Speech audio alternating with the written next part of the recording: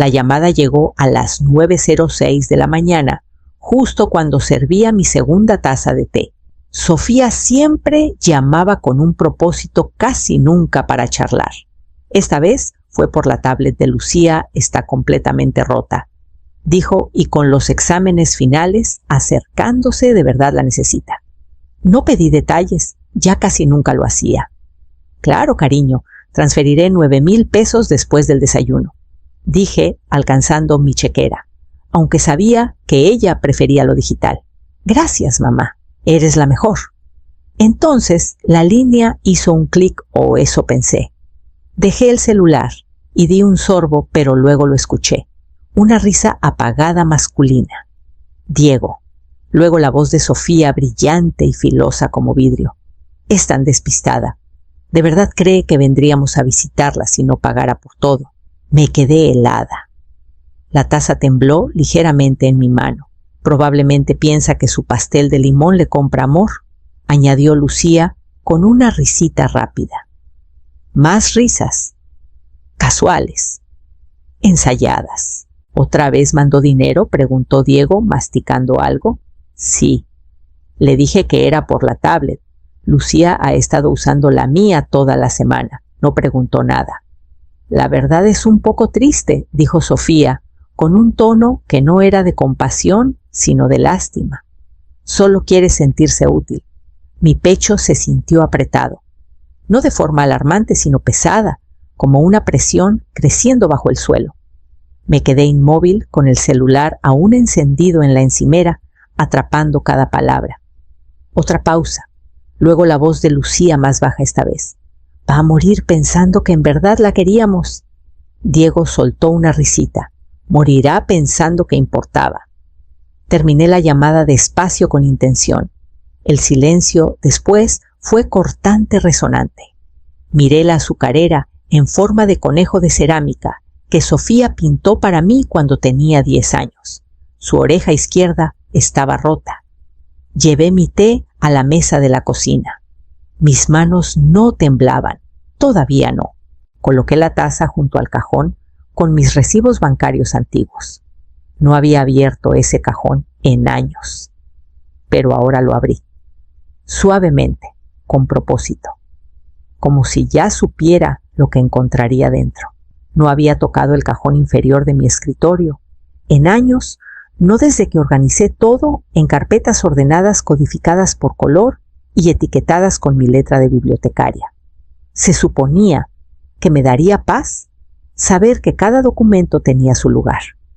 En cambio, se convirtió en el cementerio de cada límite que no puse. El riel metálico chirrió al abrirlo.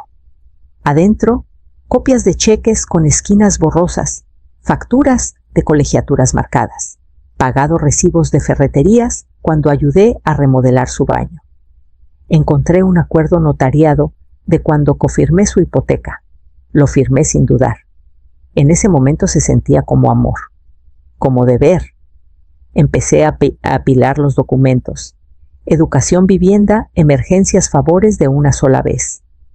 Algunos sobres aún tenían notas de agradecimiento dentro, no escritas a mano, solo tarjetas impresas con sus nombres garabateados en la esquina.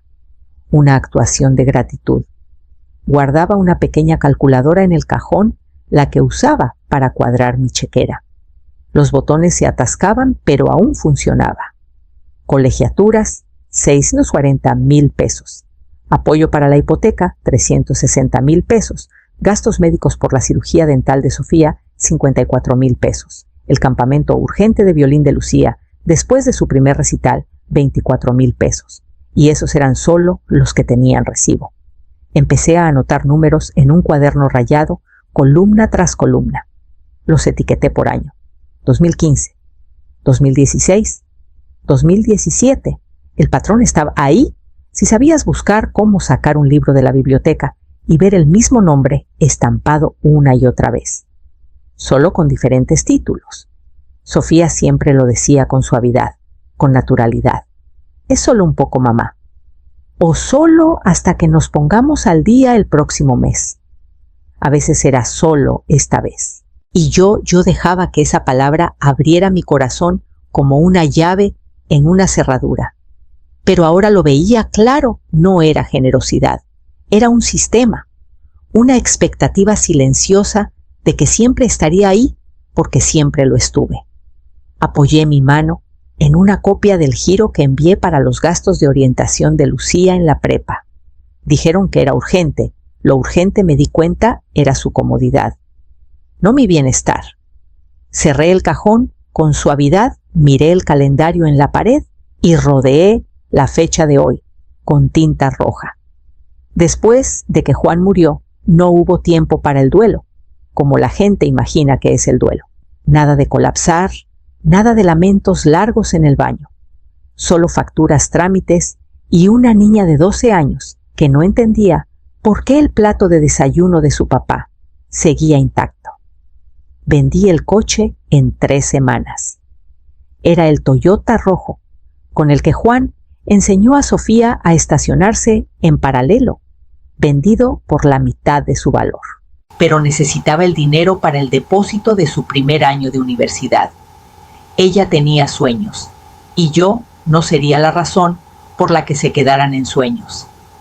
Tomé turnos nocturnos en el archivo municipal, catalogando microfilmes hasta que me ardían los ojos. Bibliotecaria de día, archivista de noche. Comencé a vivir de café y barras de granola, diciéndome que era solo una temporada, solo hasta que Sofía se asentara en la universidad. Horneaba pastelitos para cada evento de la asociación de padres, incluso cuando no tenía energía para decorarlos. Siempre estaba presente.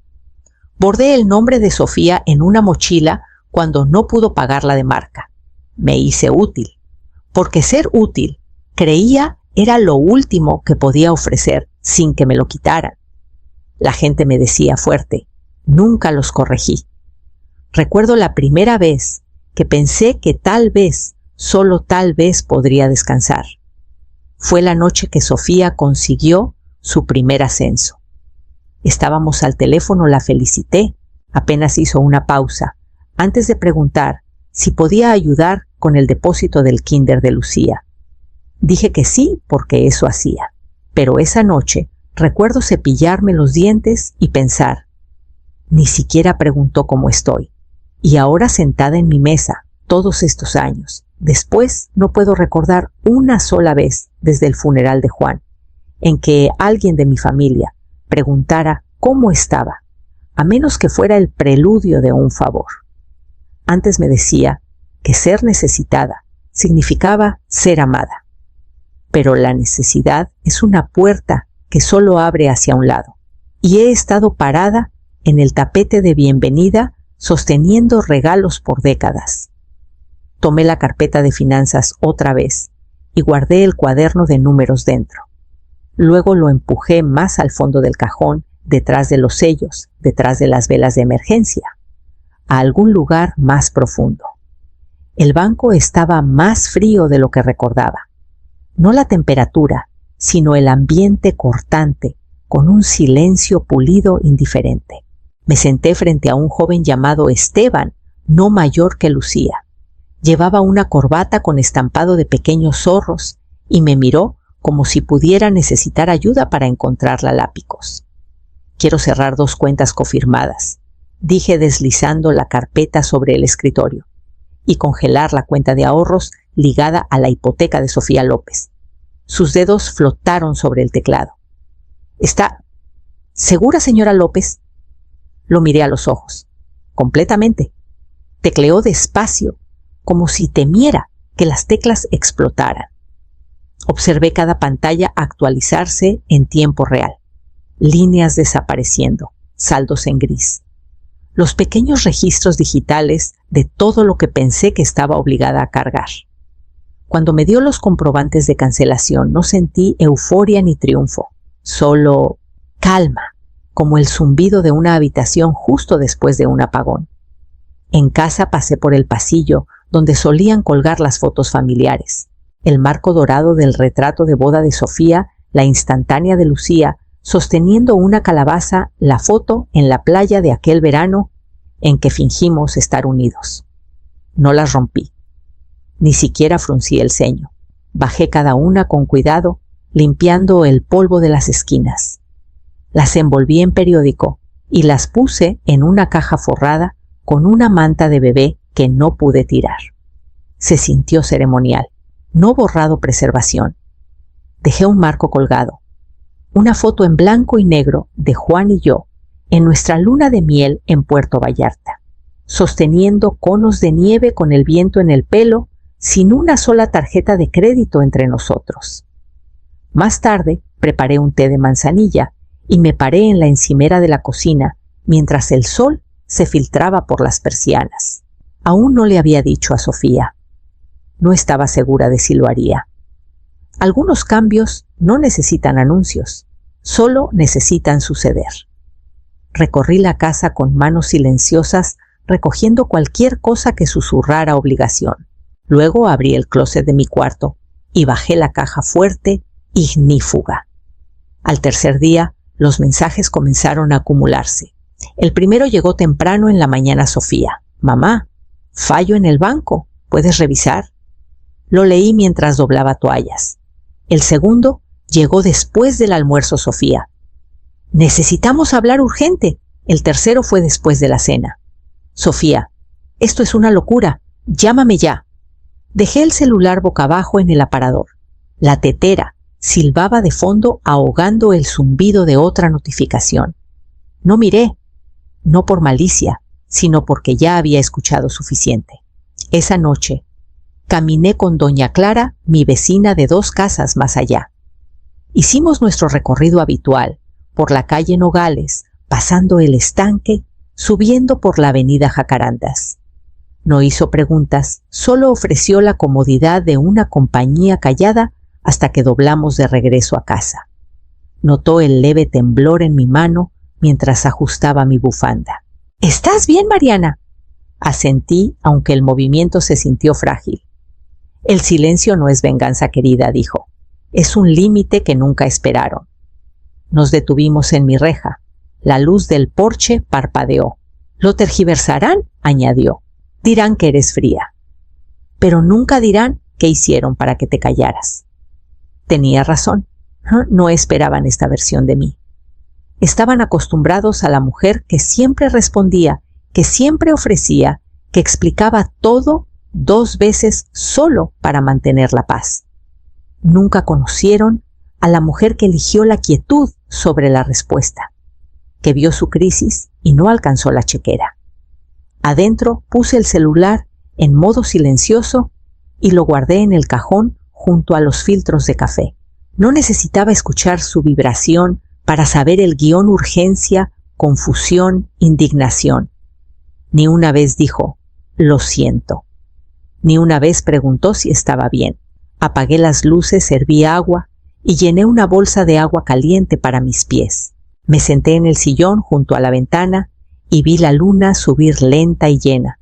El celular no sonó de nuevo esa noche.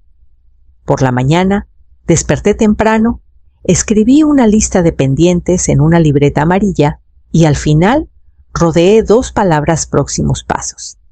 Sofía tocó como quien espera que la puerta se abra sin dudar. La abrí despacio.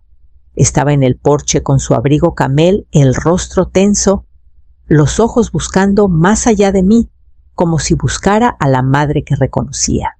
He estado mandando mensajes, llamando. Me hice a un lado sin decir palabra y la dejé entrar.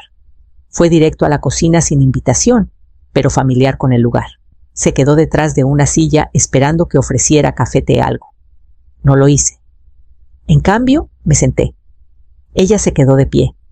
¿Qué pasa, mamá? Esto no es propio de ti. Estás exagerando. No parpadeé. No eres pobre, añadió, como si ese fuera el único umbral que justificara los límites. Señalé la segunda silla y se sentó de mala gana. Su boca se torció. No le gustaba el silencio. Nunca le había gustado. Cuando finalmente preguntó, ¿qué cambió?, me levanté, fui al aparador y regresé con un sobre manila. Lo puse suavemente en la mesa entre nosotras. Lo miró como si pudiera quemar. Dentro estaban estados de cuenta, copias de pagos de colegiaturas, documentos de líneas de crédito, la nota de voz transcrita línea por línea. Por fin escuché lo que dijiste, le dije, cuando pensaste que no estaba escuchando. Su rostro palideció. No abrió el sobre. No le pedí que lo hiciera. Tragó saliva, cruzó los brazos. Era una broma. ¿Lo era? No respondió. El silencio se alargó. Me levanté y tomé la tetera. La puse Wurzel en el quemador, pero no encendí la flama. Ella me observó insegura de si hablar o esperar una taza que nunca llegó. Tomó el sobre y lo sostuvo en su regazo. Eso es todo, dije. Cada préstamo, cada transferencia, cada solo esta vez.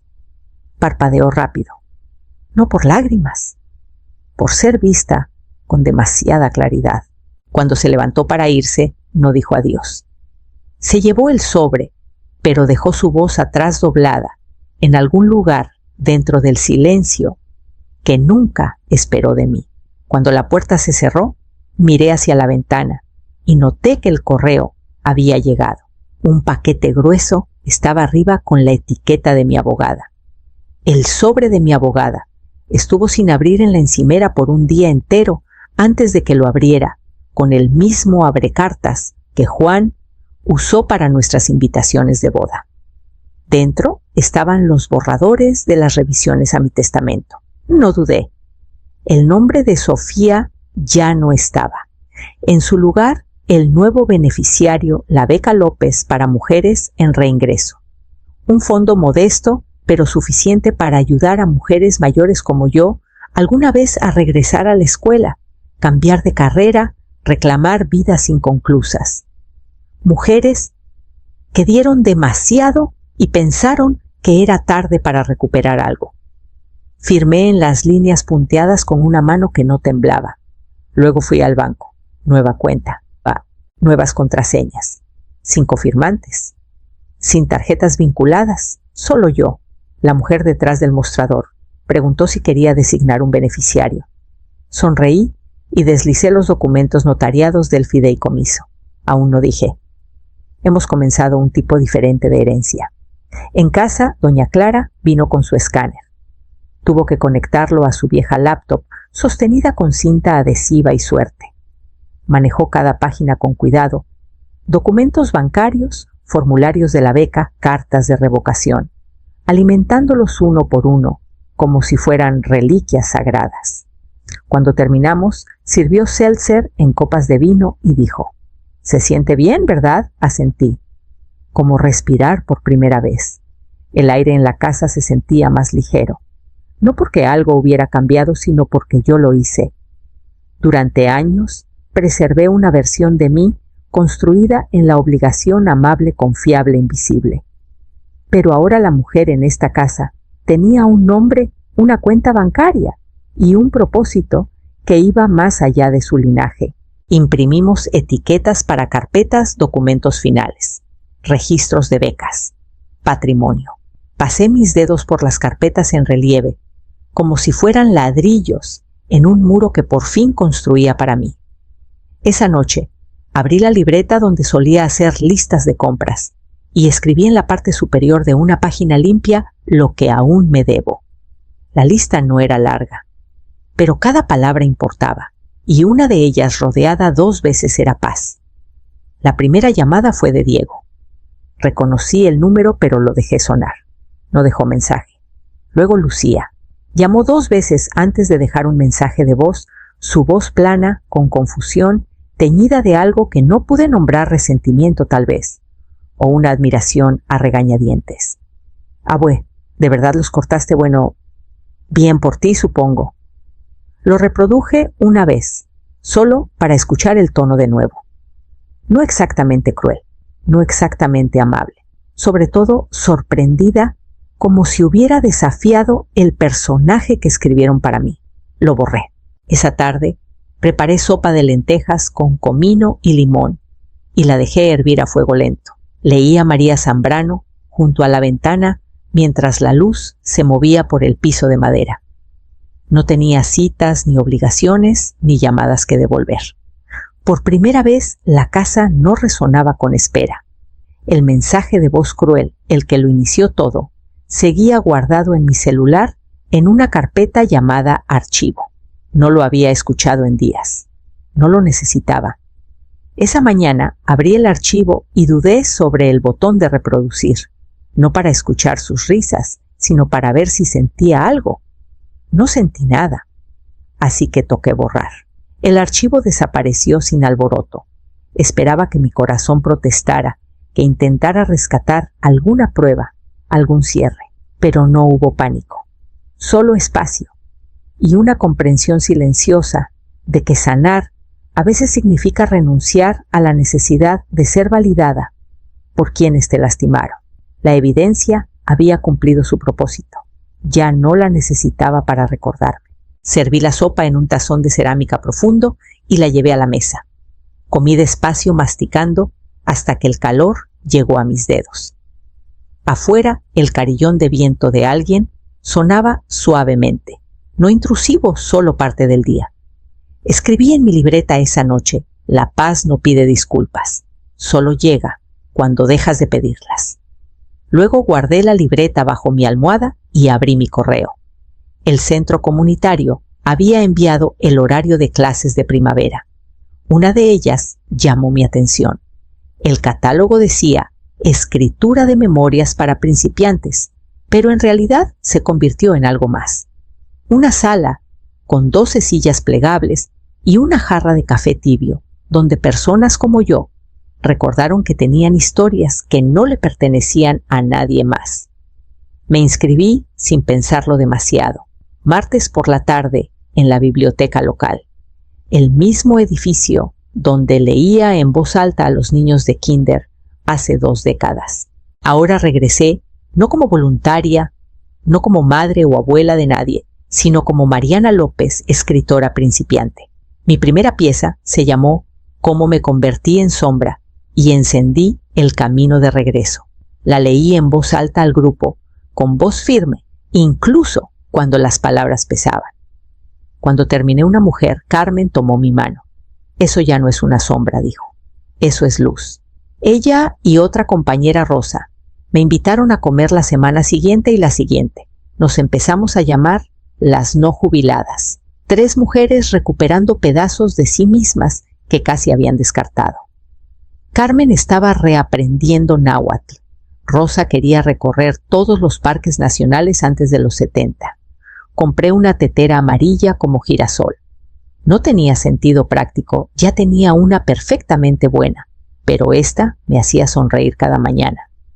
Pinté la cocina de un blanco lino pálido. Cubrí el refrigerador con nuevos imanes. Cambié los trapos de cocina por unos que de verdad me gustaban. Y cuando me senté en la mesa de la cocina sola, pero no solitaria, noté algo que no había visto en años. Se sentía mía. No un lugar de espera entre llamadas, no una sala de espera para cualquier versión de familia que pudiera aparecer, solo mía. El cuarto martes de la clase, nuestra instructora dijo: escriban una lista de 10 cosas que quieren y 10 que no. Llené la primera con cosas como claridad, risas y sopa rica.